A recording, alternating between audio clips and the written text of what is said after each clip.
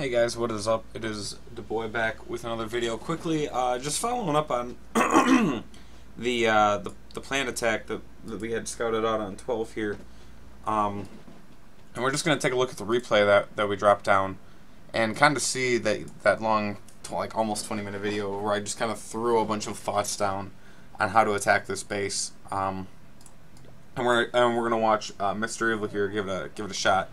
So I like this. He drops the 1, checks for any traps, and he drops 3 more. He's going to get 4 is the perfect amount there to get the tower and get the full pull. The witch is out. I think this port is okay. I would have rather probably the archer go down there. Whoop. But this is the part that is a little scary. When you drop these, you wanna be quick. You wanna drop like double barb, double archer, double queen, and all of it's got to be down in like a second. Like each one has to be like a third of a second. So you got to like switch, having the witches in the back, because if you look, like the witches for a while are the only thing that's left. Now instead of the golem here, he needed to drop a couple wizards here on the outside. The wizards would have helped DPS everything. Right now you can see the only DPS he's got is the skeletons, and he's running a very, very tight line. And as soon as he drops those wizards down, it's go time. So the golem is obviously a little early. The CC clear needs a little practice, but it was good. The intent was there. We got the 2 witches down.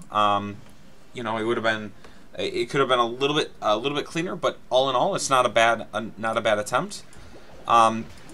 The witch doesn't come in with the rest of the group because of the golem drop, so you lose that kind of part of the CC clear. And this jump needed to be a little bit better. It needed to be right on top of the cannon here, because you really want to get it into this section, and the golem's going to run out of places to go. Though the golem is taking a ton of damage and not going to survive much longer. And that's kind of what happens when you put a golem down before you get that DPS wave along with the golem. Is now you have this DPS wave that is going to not have a tank because the tank is gone. But which gets done in the butt, and she goes down. Is going to get the cannon here, but the most important thing of this first part of the attack was getting the queen and getting the anti-air, and he didn't get either. But that's fine. You know, this is a good practice, and so we're just going to watch this play out. I think he does actually get the queen with his queen. That queen logic, though.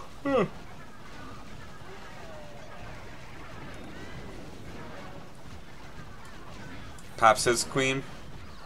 So all in all, I mean, he wasn't able to get these to go up. He didn't really have that funnel that he needed. He just had everything here, and so some of them followed it down, some of it followed up. So he's losing a lot of DPS for free when he could have had that kind of a little bit protected going on this upper side. So now here comes the second more part of the attack that's pretty important, is when you're dropping these down, you don't want to... The hound drop step is not all 3 hounds at once. It's the first hound, give it some DPS support with the loons, you know, maybe second hound, maybe some more loons, but you need to get that rage spell going then too. So that's a really key thing. We're not just, you know, with the way that this is working, we're not just going to go 1-1-1 and then loon, because by the time the loons actually get in there, your tank is taking so much damage that he ain't surviving.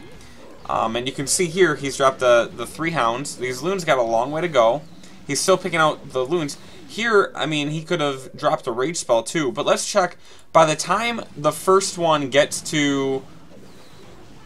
Okay, so this one got here, this one got here. If you look at where these loons are and the health of these tanks, one of them's already down as he's destroying that first layer. That rage spell was a little bit of miss, needed to be over more defenses. This one was a pretty good rage spell. You can take that. The rage on top of the rage, probably not the best, but really, I mean, the attack wasn't all that bad. If you see here, this one is picking off a lot of loons. So, you know, if you get this one down, you get this down, you know, these loons are going to come across a little bit quicker, and you might get this final little section here and still pull out an okay attack and get the 3-star. So, you know, I like the attempt. You know, we had a plan for the base. The attack didn't go quite to plan, but he didn't give up on it. He still tried to go through the different steps. We're still learning, and that's good. You know, these are things that we can practice and perfect. You know, a little bit cleaner CC clear. Maybe get a little bit of a section here so your DPS goes in the middle. That jump spell would have been dope. If you would have gotten that, I mean, even right here, like all you would have needed is drop it right here, and it jumps into there and then comes here, and all your DPS just kind of follows it into the section. You know, you get that going, and you don't know where the attack is going to take you. And then again, the second part of the attack, you're going to drop Hound, give it some DPS support. You can switch before you drop your rage spell. You could even switch to your second Hound drop and a couple more loons. But you need to go back and get that rage spell going and really get that DPS following that wedge around the base that we kind of created there. So, really good attempt. Thank you for trying it, Mr. Evil, and keep practicing. We're gonna get better with this stuff.